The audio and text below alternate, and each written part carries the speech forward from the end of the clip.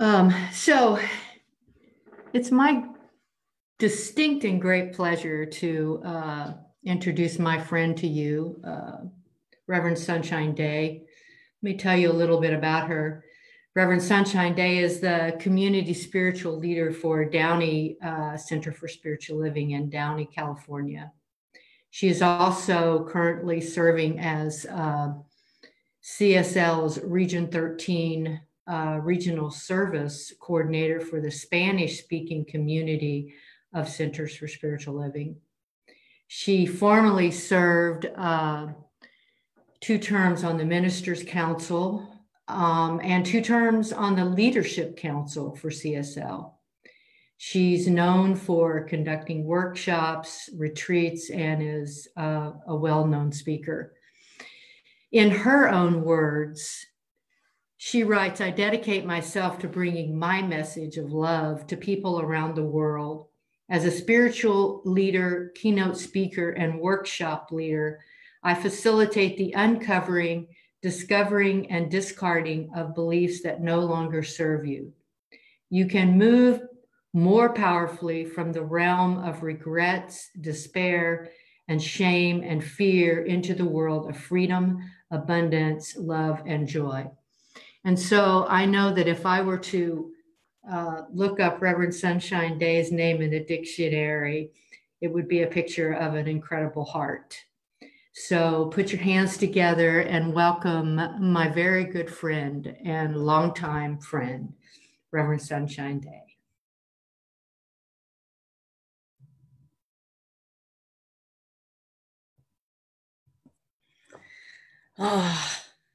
Thank you, Reverend Sunny, for that amazing welcome. Good morning, beloved Ahava community and those who are tuning in from around the world. What an amazing global community we have here.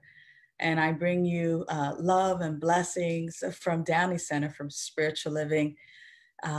We are just excited to be basking in this ocean of devotion and in the providing these spiritual tools for personal and global transformation. I've had a wonderful, wonderful time being with your practitioners, Ahava community. I want you to know that you are in such amazing hands. The love and the dedication that your practitioners have for you is incredible. And I had the great opportunity to spend the day with them yesterday at a virtual retreat and Friday night. And there are new and innovative things on the horizon. That's all I will say. I won't spill the beans. Today, I have the distinct pleasure and opportunity to talk about inclusion in action. And with everything that's been happening here in the US and around the world, we look at this word inclusion, we look at universe, we look at diversity. And what I need to say right off the bat is that inclusion is already the essence of who we are.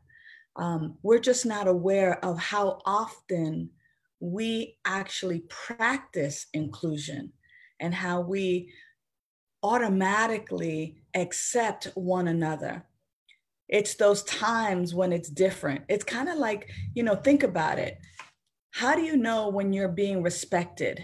We don't necessarily always remember and can point out, oh, I was respected here and here and here. But it's usually the times when we're disrespected that stands out. And that's because it's the discord, right?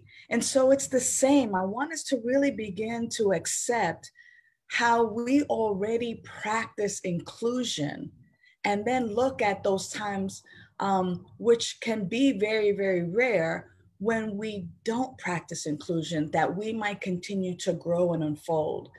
And so for me, we are more alike than unalike, as it has been written. And this idea of oneness, see, inclusion is about oneness. So breathe that in with me, oneness.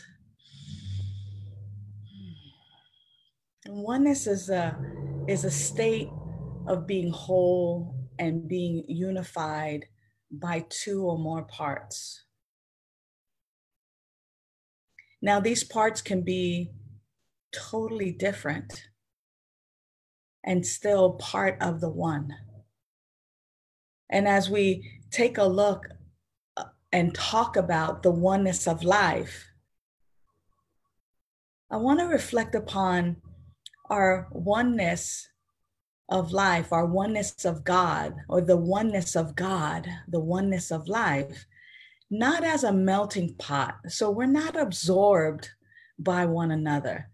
It's not like you're just, taking stuff and putting it in and it just dissolves and loses its identity and becomes just the one. But instead, if you can imagine a beautiful, vibrant salad. Now, in that salad, you're tossing in celery and tomatoes and peppers and lettuce and all kinds of, you might even throw in a protein in there, and I'm not going to judge which protein you use. But when you think about that salad, it is a salad. And you can see the tomato and the yellow peppers and the lettuce. And you can, I like throwing seeds in mine. And I like, oh yeah, some of y'all are getting hungry already, huh? That is the idea and the picture of oneness. That though we have different identities and that we represent all of the variety and the spice of life, that we are indeed one. And I believe that for the most part, most of humanity already is inclusive, as I've said before. Now, unity or oneness doesn't mean uniformity. It doesn't mean that we all must think alike. I've been quoted as saying, I'm not looking to create and live in a like-minded community. I am looking to create and live in a love-minded world. And I know that we say a lot of times, I love coming to like-minded communities, and that has its place. Believe me, it has its place where people of like mind gather to have discussion. For me, I want to live and create a love-minded world, a love-minded community, that even if the person to my left or the person to my right or the person in front of me or behind me does not think the same way that I think, that there is still room at the table.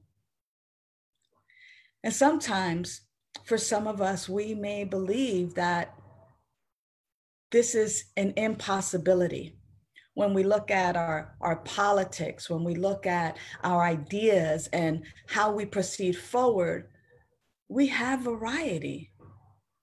And I'm gonna stick my neck out and say that I know that as a love-minded community and in a love-minded world, we actually get an opportunity to not fear that someone thinks or believes in a different fashion than we do, or that even looks differently than we do, or that behaves in a different way.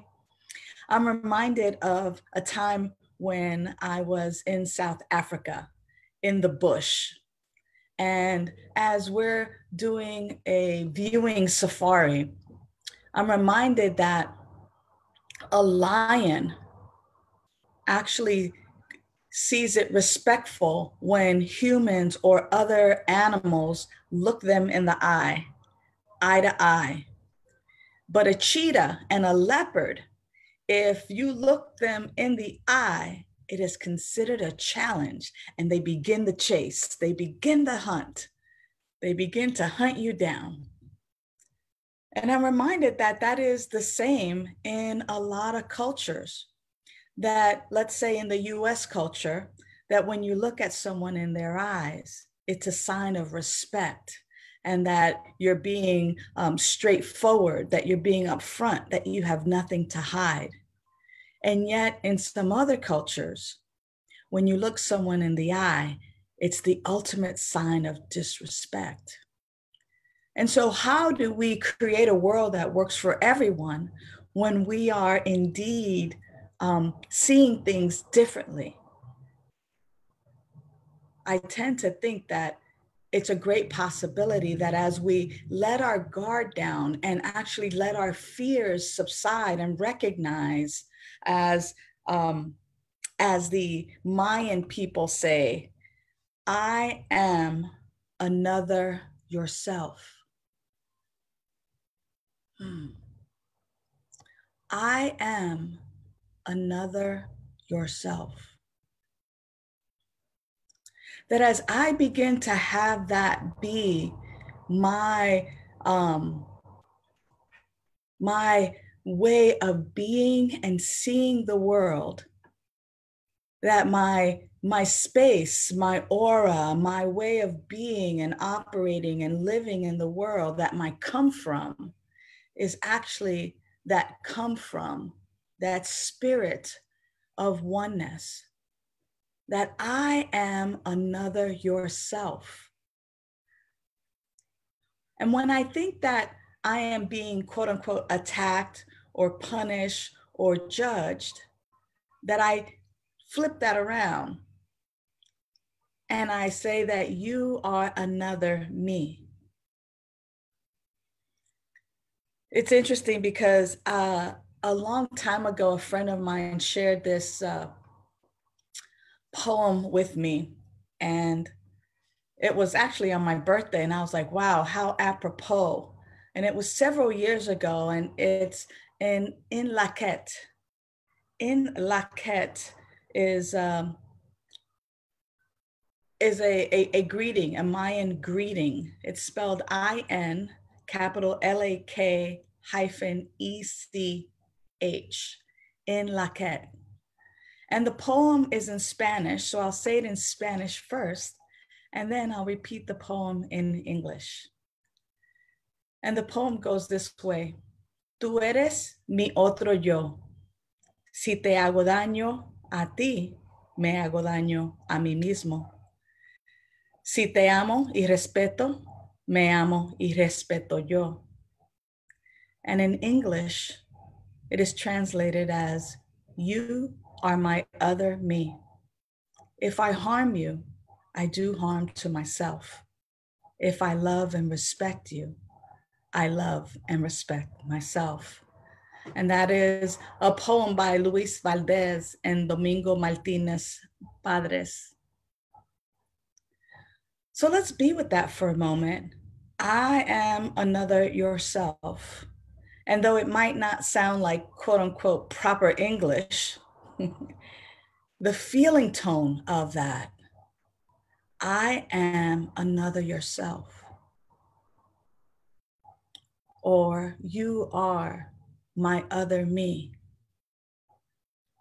Imagine how we might begin to practice inclusion when we see one another, whether we're 5 years old or whether we're 95 years old. If we were to see one another as mi otro yo, my other me.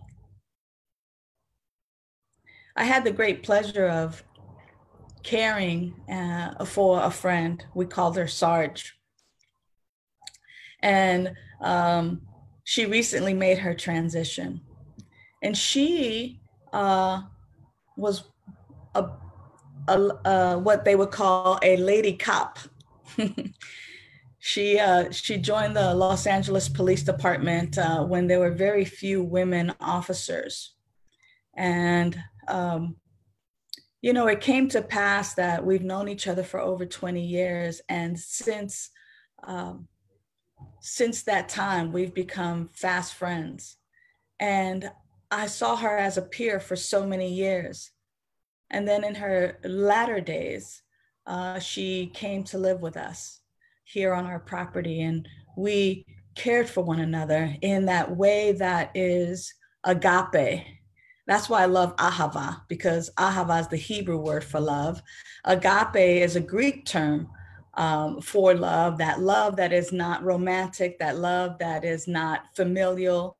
It's that unconditional love. And we had an opportunity to share agape in caring for one another.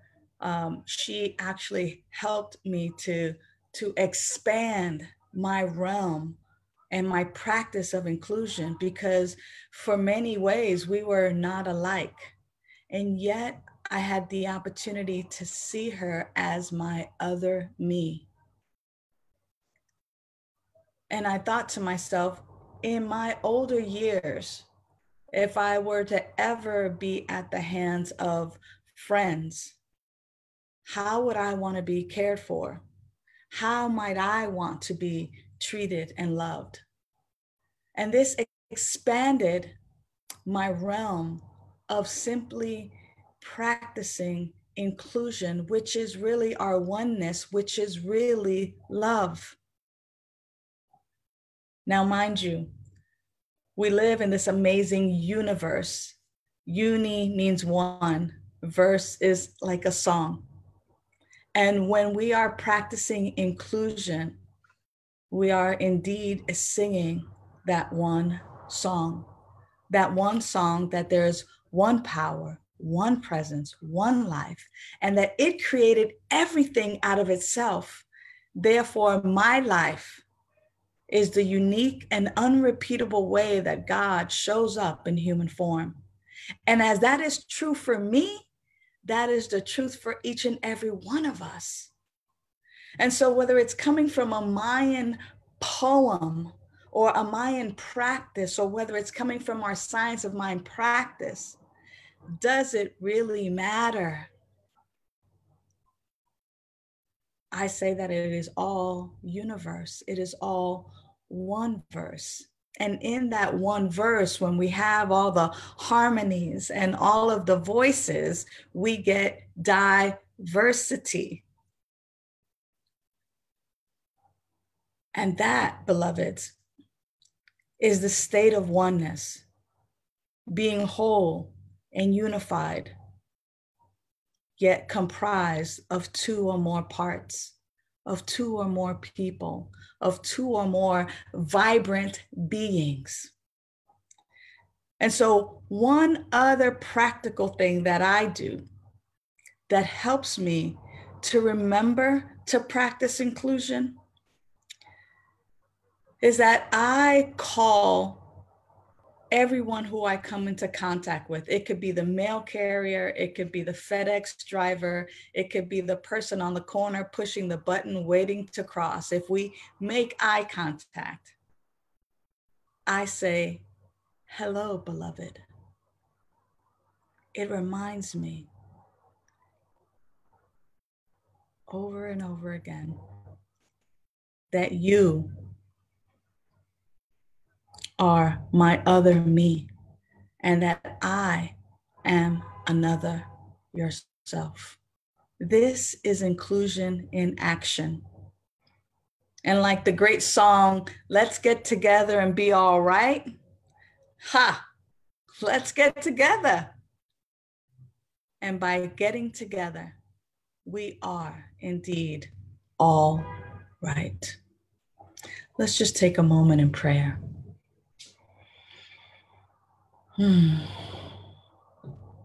It is with a deep, deep and abiding sense of gratitude and joy that I give thanks for this beloved global community known as the Ahava Center for Spiritual Living, knowing that individually and collectively we are one in God.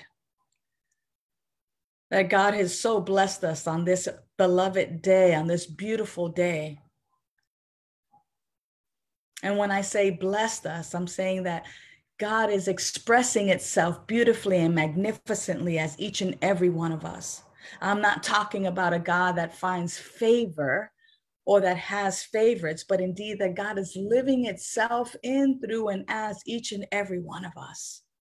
And as I know that this is my truth, I know that this is the truth for each of us. Within the sound of my voice and through the waves and all around the world, that God is all there is. God is all. And so as I treat this planet with the dignity and the love of God, as I treat other human beings with the dignity and love, I remember clearly and magnificently that I am another yourself and that you are my other me. And I breathe that in. And I give thanks for the reminder and this practice, this natural practice, our natural essence of inclusion, of including one another. Because without you, I am nothing. And without me, you are nothing. That we together are the unique and unrepeatable way that this power, this presence, this infinite intelligence, this power, this joy, this harmony, this peace, this love represents itself in human form. So I bless our day. I bless our time together. I bless our Cheers happy hour after service today. I bless us and remind us that I am another yourself, and you, beloved, are my other me. For this and so much more, I give thanks. Letting it be so. I release this word now. It is done, and we remember and we behave in this way. We live from this place. I let it be, I let it be, I let it be, I let it be. And so it is.